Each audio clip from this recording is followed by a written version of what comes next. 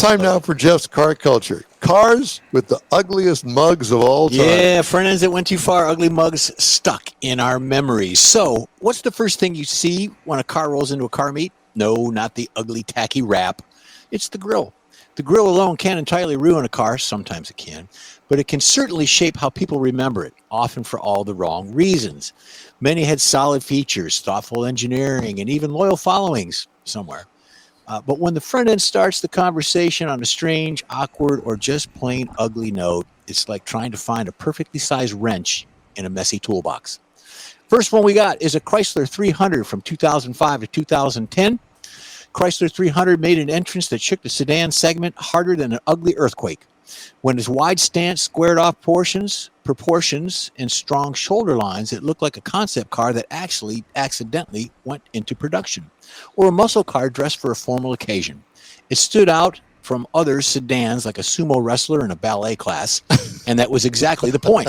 It quickly became a darling of rappers, customizers, and anyone who wanted to look tough on a budget. Shot caller. There you go. And then the next one we have is a Jeep Cherokee from 14 to 18. This Jeep Cherokee, the KL generation, brought some genuinely useful updates to the Jeep lineup. It offered a smooth ride on pavement, shocking revelation for Jeep, solid fuel economy, and better tech than many rivals. Inside, it felt like a real step up toward daily drivers. The front end, however, told a different story. While Jeep's traditional 7-slot design grille was technically perplexing, the ultra-narrow upper lights, which were actually the daytime running lights, and the main headlights were tucked awkwardly down in the bumper, left for many buyers scratching their heads. Imagine that. The next one is an AMC Matador Coupe from 74, and Kathy and I knew she had a real good friend that owned one of these, and it was a cool little car for 74. For who? At the time it was. AMC had a habit of doing things its own way, often with mixed results. The 74 Matador Coupe was no exception. The grille pushed the limits, shaped like a giant pair of aviator sunglasses on a very surprised face. It gave the car an expression that bordered on comic, like a confused alien. While it certainly helped the Matador stand out in a crowd, bland mid-70s cars, it didn't win any beauty contests. The car version of a bad toupee. The next one is a Lincoln MKT. Lincoln wanted the MKT to feel luxurious and forward-thinking. A whole crossover to redefine their brand. It offered strong engine, including the twin-turbo EcoBoost V6, which is a cool motor. Quiet, comfortable ride, and available 3-row seating, making it a generally practical, full-size crossover.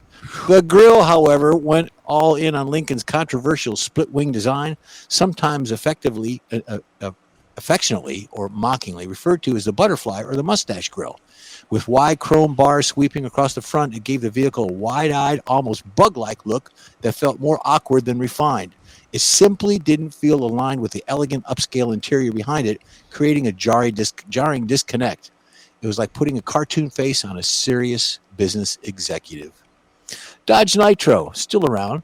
The Dodge Nitro certainly packed a serious personality into a compact SUV. Personality that looked like it spent too much time in the gym. Its squared-off shape, aggressively flared fenders, and a bold styling made it look like a miniature bruiser or a bulldog on wheels. The grille leaned heavily on that theme, which thick vertical bars, often in chrome, and a massive Dodge Ram badge that took up the prime real estate. It bordered on theatrical. Theoretically. Theoretically, it's theatrical. Screaming tough guy, louder than a muscle car convention. The grille made a strong impression that left little room for nuance. Like a brick wall with a giant grin, it was all attitude all the time and very tacky. Last one, everybody's favorite, the Chevrolet SSR. One of Chevy's most playful, bizarre, and utterly committed designs for the 2000s, it combined a convertible, fun, power retractable hardtop with a retro pickup body, creating something no one else offered at the time. For drivers looking to stand out and relive their 50s hot rod fantasies with a modern V8, it absolutely delivered. It was like a cartoon come to life. The grille kept the retro theme going, but the wide, almost goofy smile and oversized curves gave it a slightly cartoon-like quality, like something out of the Cars movie, even resembled Lightning McQueen a little bit. The grille certainly fit with the customer's overall whimsical theme, It even made it the styling feel more eccentric than generally cool, bordering on caricature. So it was a bad, so much unapologetically silly. Leave that up there for Okay. a minute. So the story with the fenders, General Motors, He did automatic bust. I already hit it there. the fenders, GM had to go back to the 1950s to take the technology in the actual molds of the fenders Wow. from that generation Did not know to that. create this, because the curves were so sharp Oh, to make them round that they didn't have that technology anymore. So they had to go back and Just look at how restamp they it. did it. Yeah. And Wow. it was truly amazing. The other interesting thing about that, and I remember when it came out because I was in the press crew at the time and driving it, it had no upper structure. So the whole thing flexed Yeah. all the time, kind of like the PT, not the PT is it Cruiser? PT Cruiser, Yeah. the hot rod looking thing. yeah, I had one of those as a company car. And there was no structure in the upper part of it. Mhm. Plus, that one had a V8 in it, Yeah. had no horsepower, just like the V6 in the PT Cruiser. But they were fun to look at. I'm sure they were fun to drive. I've never driven one, never been in one, but they were Yeah, quite but you kept unique it- with that ugly mug grill. Got lots of looks. Yep. I think Harold Gunn has one of those Really? things. Okay, Mr. Mars. Yeah, it was, a different day, shall we say. Thank you, Michael.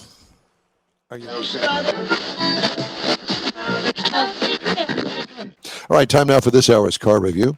I had a chance to drive the 2025 Jeep Wagoneer.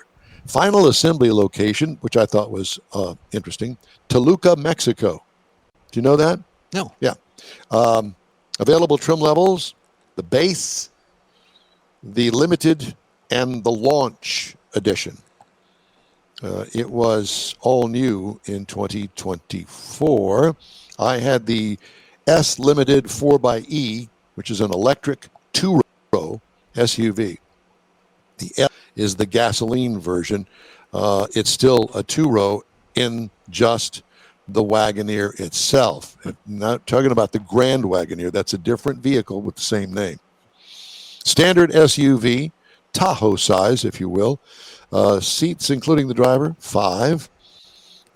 All new in 2024, as I mentioned. Sleek, narrow, 7-slot grille, not any bigger than the slim headlights that are bookending that. Rear lighting mirrors the front, sloping rear cargo area, and sunshade over an interesting, very slanted roof or slash spoiler area. It's a very interesting vehicle, and if you haven't really paid much attention to it, I think it would be worth your while to check it out. Long wheelbase with straight line glass gives it a saloon look. Oh, Extra long. yeah. And it's got a huge cargo area, too, about that in a minute. What could use improvement? Nothing. It looks a lot more expansive and expensive than it really is. Full-length dash on the interior, high zoot all the way, in my mind. Now, I have not driven the Grand Wagoneer, which is even supposed to be a step above that. Built-in screen into the dashboard. Oh, my God, imagine such a thing. It's above the second climate screen below it. Changeable dash lighting wraps around through the door. Really cool. Comfortable seating with high-end leather and flat-bottom steering wheel. Some unique features with it that you're not going to find anywhere else. I'm not trying to sell it. I'm just telling you that it is a very unique vehicle when it comes to the SUVs. And I think that you'll be interested, especially with the price of this upscale. Tons of room in the back in the cargo area. They didn't try to cram a third row in it. Yay for you. What I liked about it, the ambiance of luxury that this thing exudes. What could use improvement? Well, get the Grand Wagoneer for even more wow factor. All right. Engine, electric. 2 powerful levels are available. Horsepower up to 600. Chrysler, Stellantis, that whole group, Dodge, they're all about horsepower. If you want it, they got it. Yep. Torque, more than allowed by law. Somebody's law, I'm not sure whose. Transmission, there is none. It's direct drive from the electric motors. Tow rating, 3,500 pounds, which is significant. Miles per gallon, E, electric. City 100, highway 85, 36 kilowatt hours per 100 miles. You do the math. I don't do that. I got 0.3 miles per gallon, or MPGE, over 400 miles. What I liked about it, up to 300 miles per charge. And I did get a charge, and I'll tell you about that. What could use improvement? Jeep also offers, as I mentioned, the L version, which is a gasoline engine, the Hurricane 6-cylinder. I'm dying to get a hold of. I have not had one of those yet. Looking forward to it, though. All right. Full-time, all-wheel drive, nice ride quality. It feels heavy, and it is. 5,667 pounds. So it does feel heavy, but as do most SUV electrics. Base trim price, $65,200. Prices tested $67,195.